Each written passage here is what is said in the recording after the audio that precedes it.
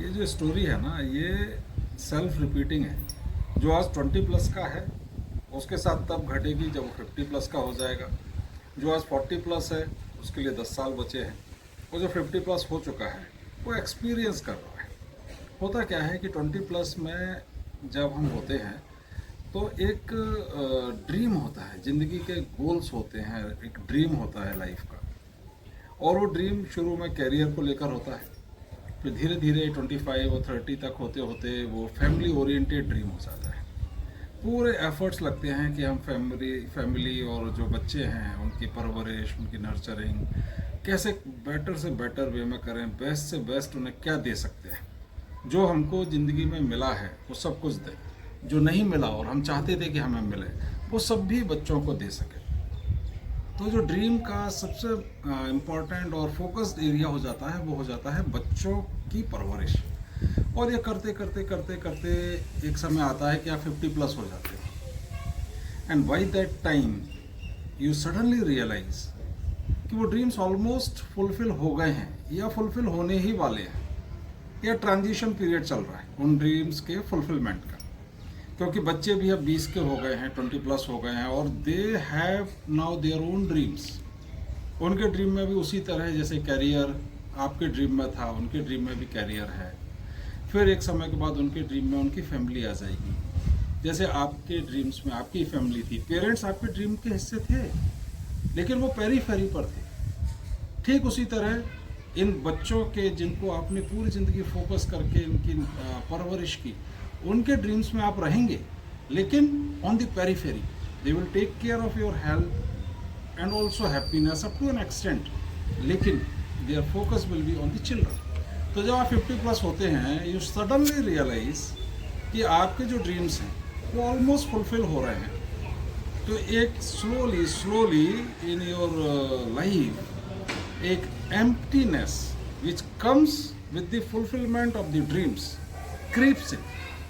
आपको लगता है कि अब ज़िंदगी में मेरे सारे ड्रीम्स ऑलमोस्ट फुलफिल हो गए हैं, तो एक एम्प्टीनेस धीरे धीरे आने लगती है।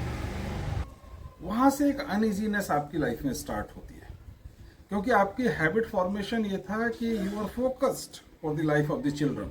लेकिन अब बच्चे खुद ग्रो कर गए हैं, खुद उनके ड्रीम्स हैं और वो भी उसी तरह से एक लिमिटेड गाइडेंस चाहते हैं जैसे कि आप चाहा करते थे अपने पेरेंट्स से। तो लिमिटेड इंटरफियरेंस के साथ सडनली यू फील कि ये तो गेम ओवर हो गया, जो मेरी लाइफ का एम था वो ऑलमोस्ट मैंने अचीव कर लिया है। तब ये एम्प्टीनेस स्टार्ट होती है और फिर आप उसके साथ जीना सीखने की कोशिश करते हैं with lots of ups and downs.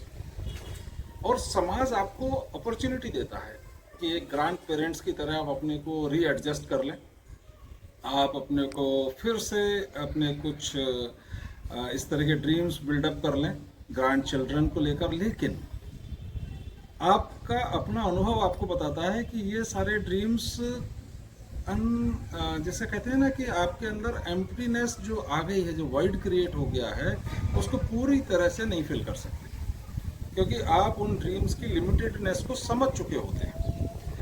और फिर आज जो न्यूक्लियर फैमिलीज का दौर है, इसमें ये इतनी ज़्यादा पॉसिबल भी नहीं है, क्योंकि डिस्टेंसेस होते हैं, बच्चे कहीं हैं अब्रॉड हैं या और आप कहीं हैं, तो वो चीज़ भी उतनी नहीं हो पाती है। और with the logical thinking you understand the limitedness of that also. तो ये प्रॉब्लम सबके साथ होती है। जो सुन रहे हैं अगर 20 प्लस हैं, 30 प्लस हैं, तो वो भी जान लें कि वो उनकी लाइफ में भी ये फेज़ आने वाला है। और जो 50 प्लस हैं उनकी लाइफ में फेज़ आ चुका होता है, अब उसको वो कैसे हैंडल करें। तो इसके दो तरीके हैं। ये जो साइकोलॉजिकल चैलेंज हमारी लाइफ में आ गया है, इसको आप बहुत अच्छे से हैंडल कर सकते हैं अगर आपको आपके पेरेंट्स, अगर एनलाइटेंड पेरेंटिंग आपको मिली हो, जो उन्होंने आपको शुरू से इस तरह से ट्रेंड किया हो, समझाया हो। तो आप जो सेल्फिश इंटरेस्ट लेके चलते हैं, यानी कि जो ड्रीम है आपकी लाइफ का, उसे मैं कह रहा हूँ सेल्फिश इंटरेस्ट। यानी कि जो ड्यूटीज बाउंड है, जिसमें बहुत सारी आपकी ड्यूटीज सेंटर में रहती हैं, आपकी फैमिली को लेकर, आपके बच्चों को लेकर, and that is very important. तो सेल्फिश इंटरेस्ट है, उसके साथ साथ अनसेल्फिश इंटरेस्ट भी लाइफ में लेकर जीना सीखना चाहिए।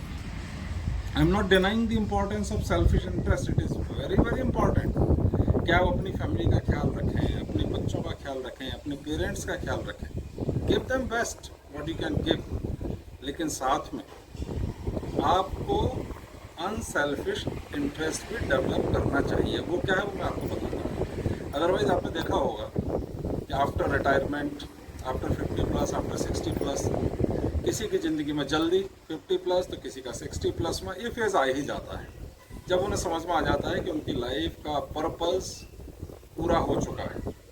What they wanted to achieve they have achieved. अब वो जी रहे हैं क्योंकि बायोलॉजिकल पैरामीटर्स बिल्कुल ठीक ठीक काम कर रहे हैं and they have to live, but purpose life का चला गया है, या कहें कि अचीव हो चुका है। तो आपने देखा होगा कि मॉर्निंग वॉक पर जो सीनियर सिटीजन्स के ग्रुप्स होते हैं वो क्या करते हैं, वो अपने अतीत की जुगाली करते हैं।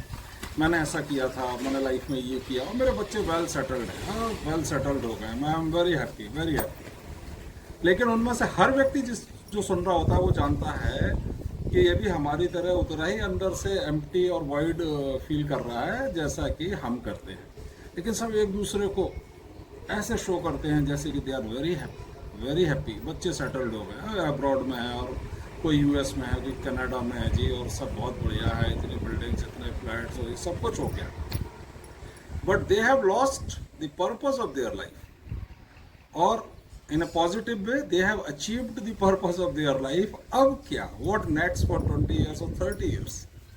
तो ये आएगा अनसेल्फिश इंटरेस्ट डेवलप करने से, जो बहुत अच्छा हो कि 20 की एज से ही हम एक बैलेंस्ड ड्रीम या गोल्स लेकर चलें, जिसमें बहुत मेजर पोर्शन आपके सेल्फिश इंटरेस्ट को आप दें, लेकिन 30%, 25% अनसेल्फिश इंटरेस्ट को भी नर्चर करते चलें। अब अनसेल्फिश इंटरेस्ट क्या है? I give U a few examples.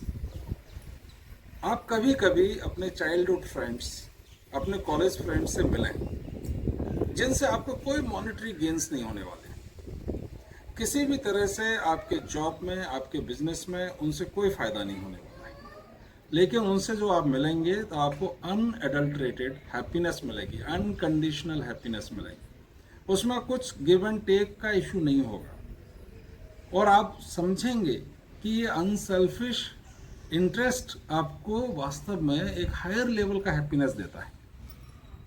इसी तरह से अपने को किसी सोशल ऑर्गेनाइजेशन से जोड़ लें, और वहाँ जो आपके डिप्राइव्ड फेलो सिटीजन्स हैं उनके लिए जो कुछ कर सकते हैं वो आप करिए अपनी लिमिट के अंदर। आप अपनी एक्सपर्टाइज को शेयर करके दूसरों की लाइफ को एनहेंस कर सकते हैं, बेटर बना सकते हैं, या आपकी कुछ हॉबीज़ हैं उनके आधार पर आप सर्विस प्रोवाइड कर सकते हैं। लेकिन आप वहाँ एक चीज़ बहुत ध्यान रखना कि जब आप सोशल ऑर्गेनाइजेशन से जुड़कर आप कुछ सोशल सर्विस करना चाह रहे हैं अनसेल्फिश इंटरेस्ट के अंतर्गत, तब आप वहाँ ये चीज़ ध्यान रखना कि वहाँ आप एक सर्वेंट की तरह जा रहे हैं, you are going there to सर्व।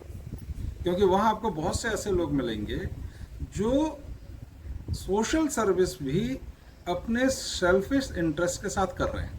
वहाँ भी उनको पावर, पोजीशंस, इन सब चीज़ों को गेन करना है, उन्हें वहाँ भी कनेक्शंस बनाने हैं, नेटवर्किंग करनी है, अपने जो मटेरियल गेन्स हैं उनको स्ट्रेंथन करना है सोशल सर्विस के थ्रू।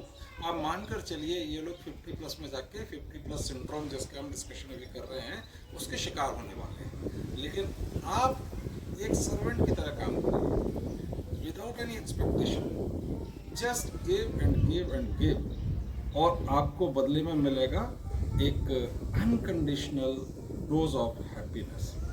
आप जब तक अनसेल्फिश लव, अनकंडीशनल लव के थ्रू आप काम नहीं करेंगे सोशल सर्विस की एरा में, तब तक आप वो सब नहीं प्राप्त कर पाएंगे जो आपको 50 प्लस में जीने की ताकत देने वाला है।